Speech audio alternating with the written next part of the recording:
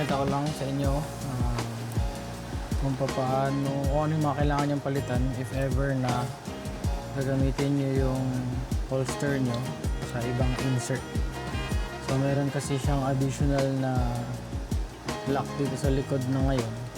Ito yung bagong feature ng holster natin ngayon, itong lock sa likod.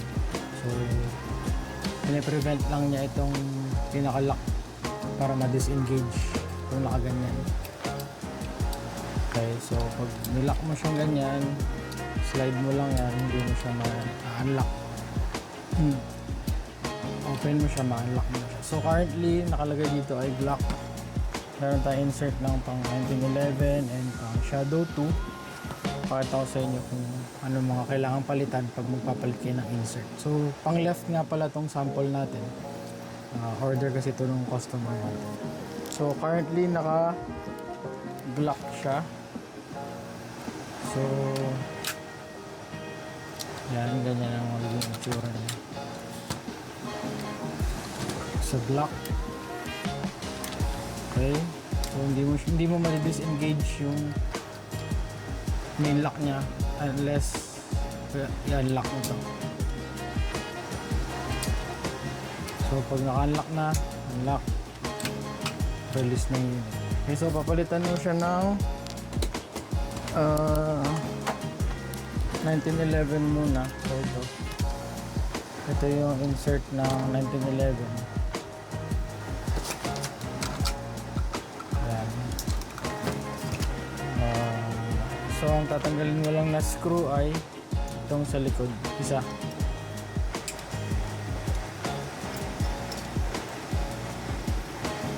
Isang screw tatanggalin sa likod. So don't worry no, kasi matibay yan. Kahit isa lang yung screw na nakakabit dyan, naka-dovetail yan doon sa loob. Ayan, napapansin nyo may dovetail siya dito, naka-hook. So pag ginanyan mo siya, pinasok mo siya, wait lang.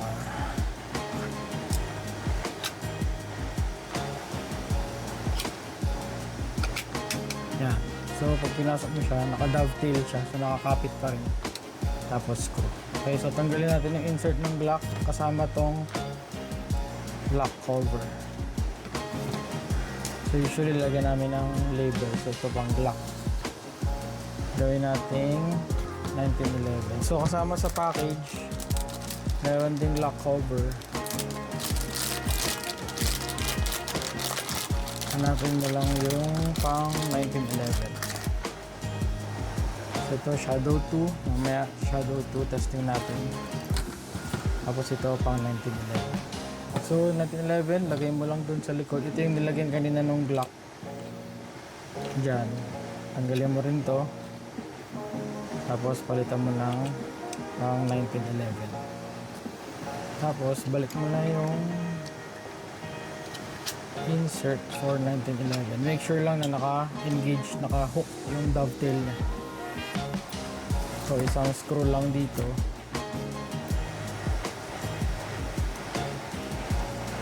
Ayan. So for 1911 na siya. Lock ulit. Magkakaiba kasi yung height nung lock, so kailangan din palitan natin yung lock. So ito, hindi mo rin ma-disengage yung main lock unless i-unlock mo to. Pwede mo siya i-disengage, pwede mo mabunot yung unit. Try naman natin yung Shadow 2. Itong unit, same concept lang pag sa Shadow 2. So tatanggalin ulit natin itong isang screw.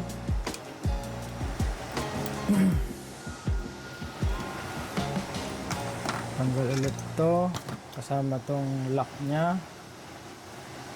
Okay, lagay yung pang Shadow 2.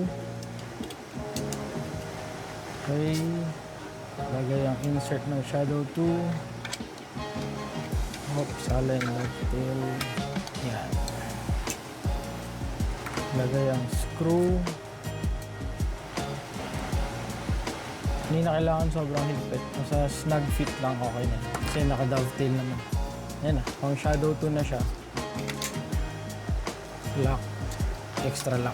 Ayan. So, ayan ito yung bagong lock natin dito. So, to prevent lang yan na ma-disengage. So, if ever na lunch kayo or hindi kayo magra-run, pero magra-run na kayo, unlock nyo lang siya para pag-draw, mabilis na yung drone. Ito, hindi maano.